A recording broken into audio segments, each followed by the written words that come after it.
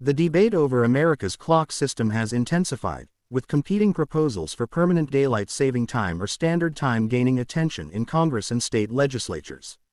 While there's broad agreement that the twice-yearly clock changes should end, the specific solution remains contentious, dividing lawmakers, health experts, and business interests. Recent political developments have added complexity to the discussion. Former President Donald Trump's position shifted notably after a Senate hearing chaired by Ted Cruz. Initially supporting the elimination of daylight saving time in December 2024, Trump later advocated for more daylight at the end of a day, describing clock changes as both an inconvenience and a very costly event for the government. Public sentiment, according to a recent Gallup poll, shows a clear preference for change. The survey revealed 54% of Americans favor eliminating daylight saving time, while 40% support maintaining it.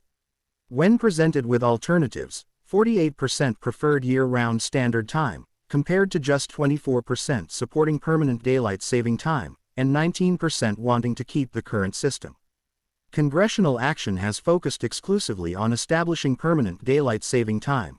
The Sunshine Protection Act, introduced by a bipartisan group led by then-Senator Marco Rubio in 2021, passed the Senate through unanimous consent but failed to progress in the House. Senator Rick Scott introduced an updated version in January, continuing the push for year-round daylight saving time. The state-level response reflects this complexity. 18 states have passed legislation to implement permanent daylight saving time if Congress permits it. However, many of these same states are simultaneously considering standard time alternatives. Current federal law only allows states to opt out of daylight saving time, as Arizona and Hawaii did in the 1960s, creating a regulatory constraint on state-level decision-making.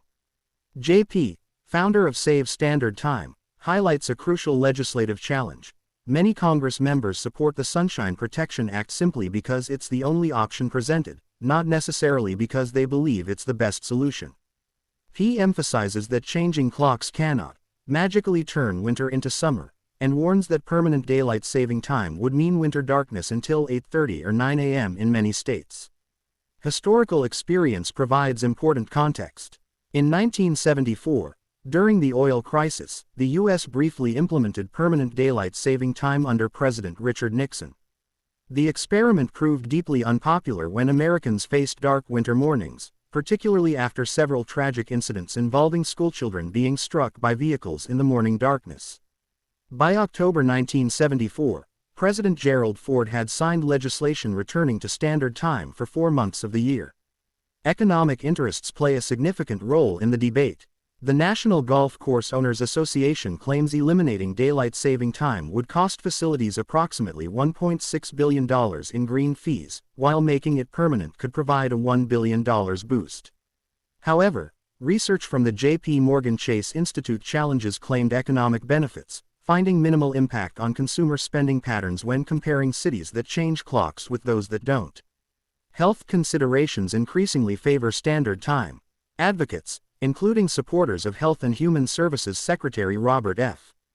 Kennedy Jr.'s Make America Healthy Again movement, argue that standard time better aligns with human circadian rhythms. This biological alignment, they contend, promotes better public health, safety, and productivity. The debate continues to evolve as new research emerges and stakeholders advance competing arguments. The complexity of the issue reflects broader challenges in balancing health, economic, and social considerations in public policy.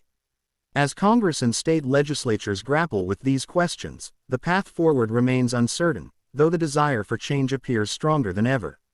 The discussion has expanded beyond simple convenience to encompass public health, economic impacts, and quality of life considerations.